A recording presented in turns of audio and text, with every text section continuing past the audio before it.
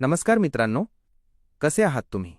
दिवसभराच्या धावपळीतून आणि कामाच्या गडबडीतून थोडा वेळ स्वतःसाठी काढलात हे बघून खरंच खूप छान वाटलं. आजचा हा वेळ फक्त आणि फक्त तुमचा आहे. तुमचे डोळे मिटा, एक मोठा आणि शांत श्वास घ्या. आजूबाजूला जो काही गोंधळ सुरू आहे ना, तो थोडा वेळ अगदी बाजूला ठेवून द्या. आपण सगळेच जण आयुष्यात कधी ना कधी एका अशा टप्प्यावर येतो जिथे आपल्याला फक्त कोणीतरी समजून घेणारं हवं असतं. एक असा आवाज जो आपल्या मनावर हळूवार फुंकर घालेल. आजची ही कथा तुमच्यासाठी तोच प्रेमाचा आधार बनून आली आहे.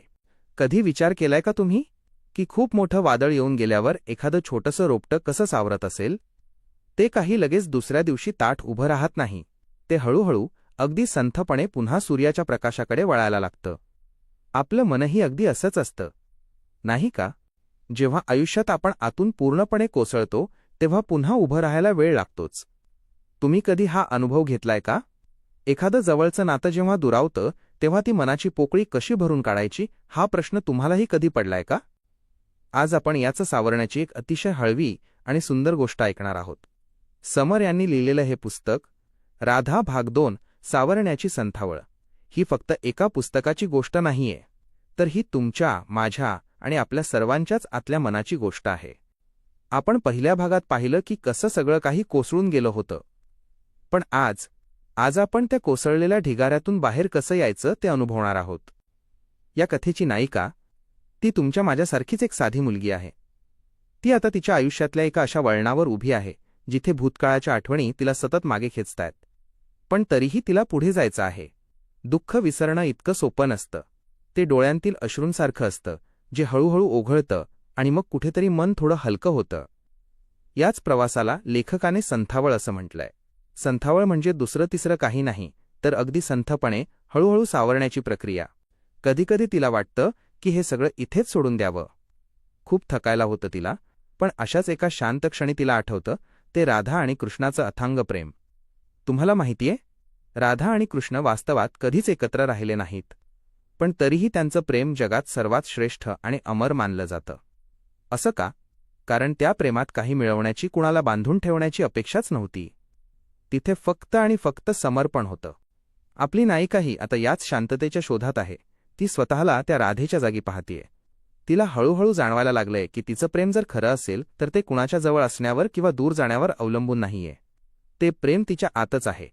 ती जेव्हा एका मोठ्या झाडामागे शांत उभी राहून स्वतःच्याच मनातील राधाकृष्णाला झोपाळ्यावर झुलताना पाहते, तेव्हा तो झोपाळा फक्त बाहेर नाही, तर तिच्या आतल्या विचारांनाही एक लय देत असतो. त्या दृश्यातून तिला एक वेगळीच न अनुभवलेली शांतता मिळते. हा सावरण्याचा प्रवास फक्त एका दिवसाचा नाहीये. हा प्रवास आहे रात्रभर चालणाऱ्या विचारांचा, सकाळच्या पहिल्या किरणासोबत येणाऱ्या आशेचा आणि स्वतःला नव्याने ओळखण्याचा. तुम्हालाही कधी असं वाटलंय का की आपण स्वतःलाच नव्याने भेटावं, आपल्या आतल्या त्या खऱ्या मीला ओळखावं? नायिकेचा हा प्रवास आपल्याला हेच तर शिकवतोय. ती जशी जशी सावरतीये तशी तशी ती आपल्यालाही सावरण्याची एक नवी उमेद देतीये. हा होता तिच्या सावरण्याच्या प्रवासाचा पहिला टप्पा, जिथे तिने फक्त दुःखाचा स्वीकार केलाय. पण पुढे काय होतं? ती खऱ्या अर्थाने स्वतःच्या आतला तो राधेचा अंश कसा शोधते, हे आपण पुढच्या भागात नक्की ऐकूया. तोपर्यंत स्वतःला वेळ द्या आणि शांत राहा. तुम्हाला कधी असा अनुभव आलाय का की आपण एखाद्या दुःखातून बाहेर पडण्यासाठी धैर्याने एक पाऊल पुढे टाकतो आणि अचानक एखादी जुनी आठवण आपल्याला पुन्हा 2 पावलं मागे खेचून नेते? सावरण्याची ही प्रक्रिया कधीच एका सरळ रेषेत नसते. ती एखाद्या झोपाळ्यासारखी असते, सतत मागे पुढे होणारी. आपल्या कथेच्या नायिकेचंही असंच काहीसं होतंय. पण आता तिच्यात एक हळूवार बदल घडतोय. ती आता स्वतःला बंदिस्त भिंतींमधून बाहेर काढतीये आणि निसर्गाच्या जवळ जातीये. तुम्ही कधी शांत रानात किंवा एखाद्या जुन्या मोठ्या झाडाखाली अगदी एकटे बसला आहात? तिथली ती पानांची सळसळ आणि ती नीरव शांतता आपल्याला न विचारलेल्या कितीतरी प्रश्नांची उत्तरं देऊन जाते. तिलाही निसर्गाकडून एक खूप मोठी गोष्ट शिकायला मिळते. ती पाहते की झाडं कधीच आपली पानं गळून पडली म्हणून रडत बसत नाहीत. ती वसंत ऋतूची आणि नव्या पालवीची अत्यंत संयमाने वाट पाहतात. हीच ती संथावळ. हाच तो संयम. राधेचं प्रेम कृष्णावर होतं, पण जेव्हा कृष्ण मथुरेला निघून गेला तेव्हा राधेने स्वतःला संपवलं नाही किंवा ती कोसळली नाही. तिने त्या प्रेमाला आपल्या आत इतकं खोलवर रुजवलं की ती स्वतःच प्रेमाचं दुसरं नाव बनून गेली. आपल्या या नायिकेलाही आता याच वाटेवर चालायचं आहे. विरहाचं ते दुःख तिला आता ओझं वाटत नाहीये, तर स्वतःला नव्याने घडवण्याचा, स्वतःवर नव्याने प्रेम करण्याचा तो एक मार्ग वाटू लागलाय. एकटे पडतो तेव्हा तो एकांत आपल्याला खरंच शांती देतो की मनाची भीती आणखी वाढवतो? एकांत हा शब्द ऐकायला जेवढा सोपा वाटतो ना, प्रत्यक्ष जगायला तेवढाच कठीण असतो. जेव्हा आपण जगाच्या कोलाहलातून बाहेर पडून स्वतःच्याच मनाच्या एकांतात प्रवेश करतो, तेव्हा सुरुवातीला एक विचित्र भीती वाटते. आजूबाजूला कुणीही नसतं, फक्त आपले स्वतःचे विचार असतात, आणि असतो तो कधीही न पुसता येणारा भूतकाळ. आपल्या कथेच्या नायिकेलाही आता बरोबर याच भीतीचा सामना करावा लागतोय. ती निसर्गाच्या सान्निध्यात आली खरी, पण स्वतःच्या आतला तो जो गोंधळ आहे ना, तो तिला शांत बसू देत नाहीये. तुम्ही कधी स्वतःच्याच विचारांना असं एकदम सामोरं गेला आहात, जेव्हा त्या विचारांपासून पळून जाण्यासाठी कोणताही रस्ता नसतो आणि कुणाचाही आधार नसतो? पण इथेच खऱ्या संथावळीची म्हणजेच सावरण्याची परीक्षा असते. ती आता पळून जात नाही. ती त्या शांत वातावरणात डोळे मिटून स्वतःला स्थिर करण्याचा प्रयत्न करते. राधा आणि कृष्णाचा तो झोपाळा आता तिच्या डोळ्यांसमोर आणखी स्पष्ट होतोय. तिला आता हळूहळू उमजू लागले की हा एकांत तिला घाबरवण्यासाठी नाही, तर तिला तिची स्वतःचीच नव्याने ओळख करून देण्यासाठी आलाय. विचार करा ना, राधेने तो विरहाचा एकांत कसा स्वीकारला असेल? जेव्हा मथुरेच्या दिशेने जाणारा कृष्णाचा रथ दिसेनासा झाला असेल, तेव्हा तिच्या मनाची अवस्था काय झाली असेल? पण तरीही ती कोसळली नाही. तिने तो विरह आणि तो एकांत अत्यंत संयमाने आपलासा केला. कारण तिला माहीत होतं, कृष्ण जरी शरीराने दूर असला तरी तो तिच्या श्वासात, तिच्या प्रत्येक विचारात वसलेला आहे. आपल्या नायिकेलाही आता हेच सत्य गवसत आहे. ज्या प्रेमासाठी ती बाहेरच्या जगात तडफडत होती, ज्या व्यक्तीच्या जाण्याने ती आतून पूर्णपणे तुटली होती, ती कमतरता आता तिला जाणवेनाशी झाली आहे. कारण तिला आता समजलंय की प्रेम हे कुणाच्या असण्या नसण्यावर अवलंबून नसतं. ते एक असं रोपटं आहे जे एकदा मनात रुजलं की ते आपल्याच बळावर बहरत राहतं. तिची ही धडपड आता एका अतिशय सुंदर आणि प्रगल्भ अशा शांततेत बदलत आहे. पण एक प्रश्न मनात येतोच. जुन्या आठवणी आणि भूतकाळाचे ते घाव खरंच एवढ्या सहजासहजी आपली साथ सोडतात का? जेव्हा आपण पूर्णपणे सावरलोय असं वाटत असतं आणि अचानक एखादी जुनी आठवण पुन्हा नव्याने समोर येऊन उभी राहते, तेव्हा काय होतं? हे नव्याने सावरलेलं मन त्या वादळात पुन्हा डळमळेल का? तिच्या या प्रवासात असाच एक क्षण आता येणार आहे. या अगदी वाऱ्याच्या लहरींसारख्या असतात. कधी अचानक येतात आणि मनाचं तळ ढवळून काढतात. तुम्ही कधी असा अनुभव घेतलाय का? जेव्हा तुम्हाला वाटतं की तुम्ही आता पूर्णपणे सावरला आहात, सगळं काही ठीक झालंय, आणि अचानक एखादं जुनं गाणं कानावर पडतं किंवा रस्त्यावरून चालताना एखादा ओळखीचा सुगंध येतो, आणि क्षणात तो सगळा विसरलेला भूतकाळ पुन्हा डोळ्यांसमोर उभा राहतो. आपल्या नायिकेसोबतही नेमकं असंच होतंय. एकांत आणि निसर्गाच्या सान्निध्यात हळूहळू शांत झालेलं तिचं मन एका जुन्या आठवणीनं पुन्हा अस्वस्थ होतं. डोळ्यातून पुन्हा एकदा अश्रू ओघळतात. पण यावेळी काहीतरी वेगळं घडतं. यावेळी ती स्वतःला रडण्यापासून थांबवत नाही. ती स्वतःला दोष देत नाही. कधीकधी आपण दुःखाशी खूप लढायला जातो, नाही का? मला रडायचं नाहीये, मला आता कमकुवत पडायचं नाहीये, असं सतत स्वतःला सांगत राहतो.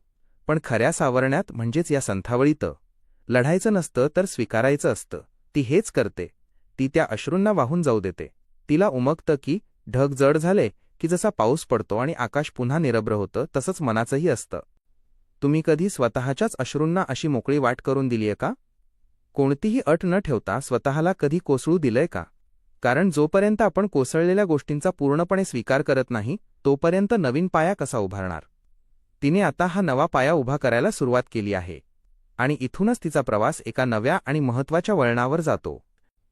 ते वळण आहे क्षमा करण्याचं. क्षमा हा शब्द उच्चारायला जितका हलका वाटतो ना, प्रत्यक्ष कृतीत आणायला तो तितकाच जड असतो. कुणाला तरी माफ करणं म्हणजे नेमकं काय? आणि सर्वात महत्त्वाचं म्हणजे स्वतःला माफ करणं म्हणजे काय? जेव्हा नाती तुटतात तेव्हा मागे फक्त दुःख उरत नाही, तर उरतो तो खूप सारा राग, स्वतःबद्दलचा आणि समोरच्या व्यक्तीबद्दलचा. माझं काय चुकलं? त्याने असं का केलं? या प्रश्नांच्या चक्रव्यूहात आपण अडकून पडतो. आपल्या नायिकेलाही याच प्रश्नांनी घेरलं होतं. पण राधा आणि कृष्णाच्या त्या झोपाळ्याकडे पाहताना तिला एक वेगळाच अर्थ उलगडतो. राधा कधी कृष्णावर रागावली होती का? तू मला सोडून का गेलास? असा जाप तिने कधी विचारला होता का? नाही ना. तिथे कोणताही राग नव्हता, कोणतीही तक्रार नव्हती. कारण जिथे निखळ प्रेम असतं तिथे रागाला जागाच नसते. तिला जाणवतं की जोपर्यंत ती हा राग उराशी बाळगून आहे, तोपर्यंत ती भूतकाळाच्या साखळदंडांनी बांधलेलीच राहील. सावरण्यासाठी तिला या साखळ्या तोडणं गरजेचं होतं, आणि हे शक्य होतं फक्त एकाच गोष्टीने, ती म्हणजे मुक्ती. तिने त्या व्यक्तीला मनातल्या मनात माफ केलं. केवळ त्याच्यासाठी नाही तर स्वतःच्या शांतीसाठी. तुम्ही कधी कुणाला माफ करून स्वतःला मुक्त केलंय का? जेव्हा आपण समोरच्याला खऱ्या अर्थाने माफ करतो तेव्हा आपण स्वतःला त्या वेदनेतून मोकळं करत असतो. हा तो क्षण होता जेव्हा तिच्या मनावरचं सर्वात मोठं ओझं अचानक नाहीसं झालं. ती मोकळा श्वास घेऊ लागली. जेव्हा मनावरचं ओझं कमी होतं तेव्हा आजूबाजूचं जग किती सुंदर दिसायला लागतं ना. आता ती फक्त भूतकाळाच्या सावल्यांमध्ये जगत नाहीये. ती वर्तमानातल्या छोट्या छोट्या गोष्टींमध्ये आनंद शोधू लागली आहे. सकाळच्या कोवळ्या उन्हाची तिरीप, खिडकीत आलेली एखादी छोटीशी चिमणी किंवा वाऱ्याच्या झुळकीसोबत आलेला ओल्या मातीचा सुगंध, या साध्या साध्या गोष्टी आता तिच्या चेहऱ्यावर एक हलकसं हसू फुलवू लागल्या आहेत. सावरण्याची ही प्रक्रिया आता तिच्या सर्वात सुंदर टप्प्यावर पोहोचली आहे. तो टप्पा म्हणजे स्वयंपूर्णतेची जाणीव. सुरुवातीला तिला वाटायचं की ती अपूर्ण आहे. कुणीतरी तिच्या आयुष्यातून गेल्यामुळे तिच्या अस्तित्वाला काही अर्थच उरला नाहीये. पण सावरण्याच्या या संथावळीनं तिला एक फार मोठं सत्य शिकवलं. तिला उमगलं की ती कुणाची तरी अर्धांगी किंवा प्रेयसी बनून पूर्ण होणार नव्हतीच. ती स्वतःचं एक पूर्ण विश्व आहे. जशी राधा स्वतःचं एक परिपूर्ण अवस्था आहे तशीच ती स्वतःही परिपूर्ण आहे. तो मनातला झोपाळा आता वेड्यासारखा मागेपुढे होत नाहीये. त्याला आता एक अतिशय सुंदर लय प्राप्त झाली आहे. तो आता शांततेत झुलतोय. कधी विचार केलाय की स्वतःच्याच सोबतीत इतकं आनंदात कसं राहता येतं? जेव्हा आपल्याला दुसऱ्या कुणाच्याही आधाराची गरज भासत नाही, जेव्हा आपण स्वतःचेच सर्वात जवळचे सोबती बनतो, तेव्हा तो आनंद शब्दांत सांगण्यापलीकडचा असतो. तिने आता तो आनंद शोधलाय. ती कायमची सावरली असं नाही, कारण आयुष्यात दुःख आणि आठवणी येत जात राहणारच. पण आता ती त्या वादळांना घाबरत नाही, कारण तिला आता स्वतःच्या आतलं ते मजबूत झाड सापडलंय ज्याची मुळं खूप खोलवर रुजली आहेत. तुम्ही कधी अनुभवलंय का की जेव्हा आपण आतून शांत होतो तेव्हा बाहेरचं जगही अचानक खूप सुंदर आणि सोपं वाटायला लागतं? ज्या रस्त्यांवरून चालताना कालपर्यंत रडायला येत होतं त्याच रस्त्यांवर आज चालताना एक वेगळीच शांतता जाणवते. नायिकेचा हा सावरण्याचा प्रवास आता एका अतिशय प्रगल्भ वळणावर आला आहे. तिने आता दुःखाला कुरवाळणं सोडून दिलंय. आता तिला तो झोपाळा आणि त्यावरची राधा फक्त एक रूपक वाटत नाही, तर ती एक जगण्याची पद्धत वाटतीये. राधेने जसं कृष्णाच्या विरहाला आणि त्याच्या आठवणीला एक उत्सव बनवलं, तसंच आता ही नायिकाही तिच्या भूतकाळाकडे बघायला लागली आहे. तुम्हाला काय वाटतं? आपण आपल्या दुःखाचा उत्सव साजरा करू शकतो का?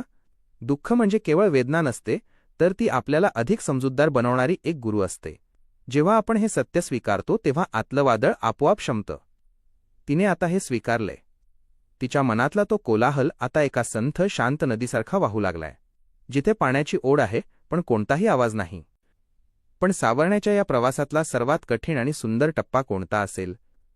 तो म्हणजे समर्पण. समर्पण म्हणजे हार मानणं नाही बरं का.